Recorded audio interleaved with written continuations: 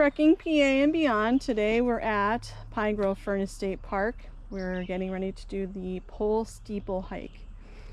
The trail to Pole Steeple starts near the parking lot on the south side of Laurel Lake in Pine Grove Furnace State Park and heads south 0.8 miles through Michaud State Forest toward Piney Mountain Ridge.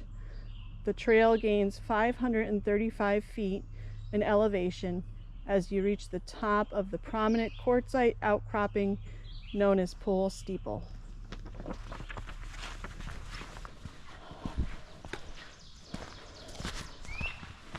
Well, sounded like a monkey.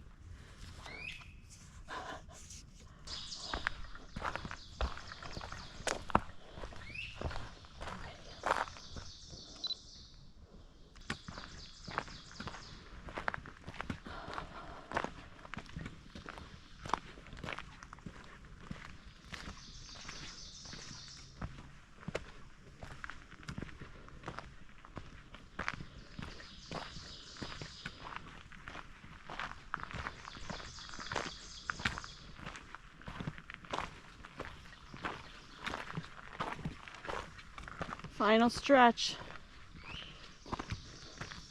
What are you doing?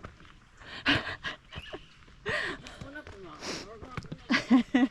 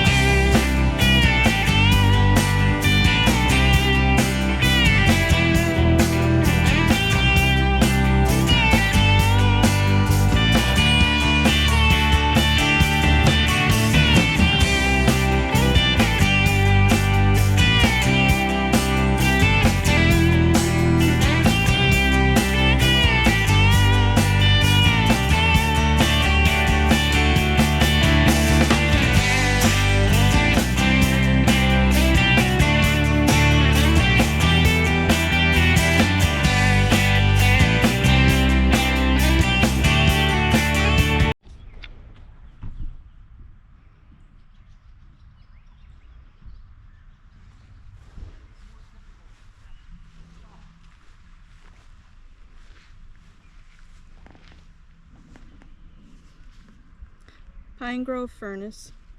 In 1764, partners George Stephenson, Robert Thornburg, and John Arthur built an iron furnace along Mountain Creek. They named it Pine Grove Iron Works. It manufactured 10 plate stoves, fireplace backs, iron kettles, and possibly munitions during the American Revolution.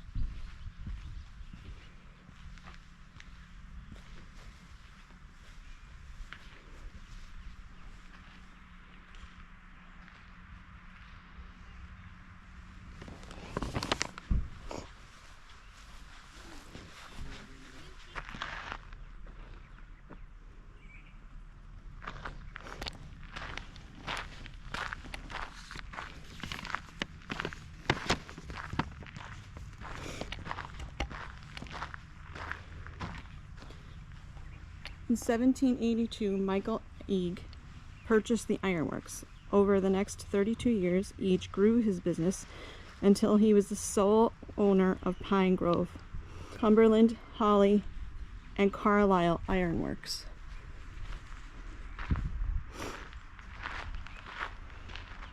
Michael's oldest son, Peter Eage, inherited Pine Grove Ironworks.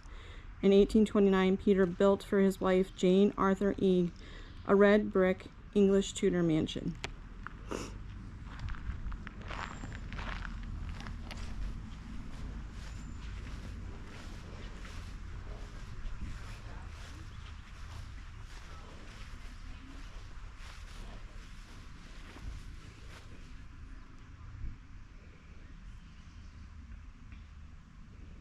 It's a salamander. It's the term for a solidified iron and slag stuck in the bottom of the furnace. This could block the tap hole where iron normally ran out and force the furnace to shut down. Weighing upwards of 4,000 pounds, a salamander was very hard to remove without damaging the furnace stack. Peter expanded his ironworks in 1830, building Laurel Forge, which reheated and hammered cast iron from Pine Grove furnace to produce wrought iron, a bendable metal that can be formed into many shapes. The financial panic of 1837 bankrupted the Pine Grove Ironworks. At a sheriff sale the following year, Frederick Watts and his law partner, Charles Bingham Penrose, purchased Pine Grove to try their luck in the iron business. Watts went on to found Penn State University in 1855 and served in 1871 as Commissioner of Agriculture for President Grant.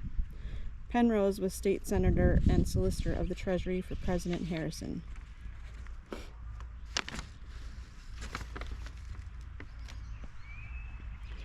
In 1864, J. Cook & Company bought the ironworks and formed South Mountain Iron Company, bringing in Jackson C. Fuller to be the furnace manager to run the daily operations, while the business affairs were taken care of in Philadelphia. The new company built South Mountain Railroad to bring raw materials to the furnace and move the iron products to market. J. Cook is often called the financier of the Civil War. He raised about $1.2 billion through the sale of Federal Treasury notes.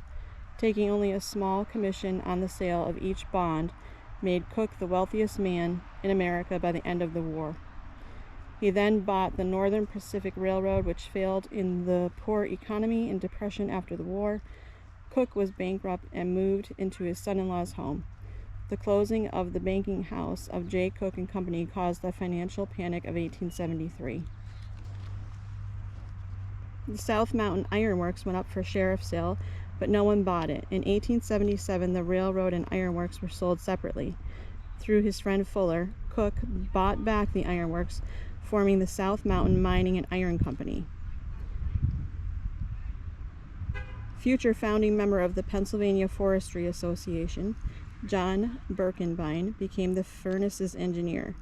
Concerned over Pennsylvania's dwindling forest reserves and wanting to show that charcoal iron furnaces could be fired with alternative fuels like coke and coal, Birkenbein renovated the furnace in the winter of 1878.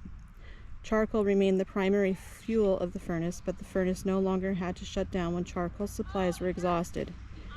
Birkenbein also increased the size of the furnace, which produced 6,000 net tons of cast iron in 1883, the peak of production. But new technologies were quickly putting small iron producers out of business. Pine Grove Furnace went out of blast in 1895, ending 131 years of iron making on South Mountain. The Appalachian Trail Museum sits near the midpoint of the 2,186-mile Appalachian Trail, a national scenic trail that goes through 14 states from Georgia to Maine.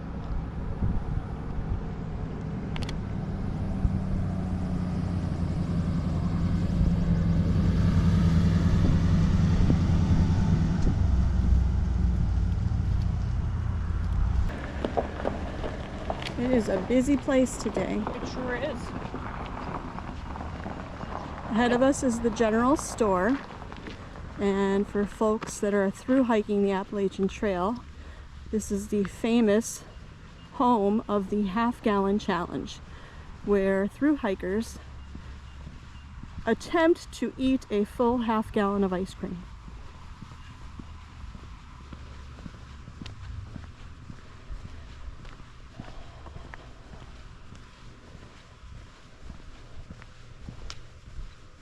Ahead of us is the paymaster's house. Workers in the iron industry would come to the paymaster's house to receive their pay.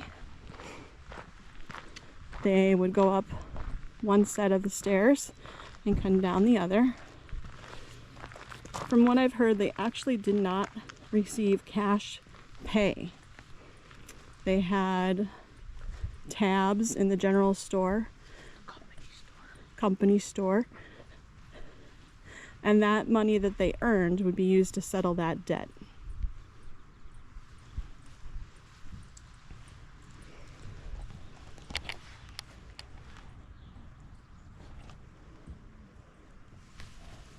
Oh wow, look at that.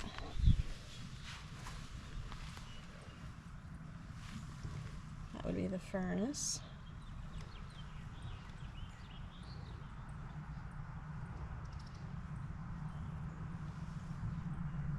That's the general store.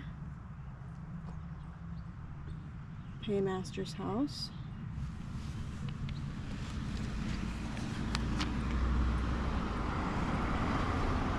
And ahead is the Iron Master's mansion.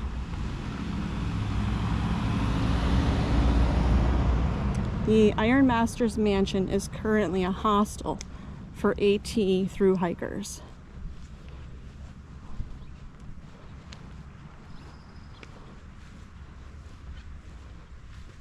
I believe you can also rent it out for events like weddings.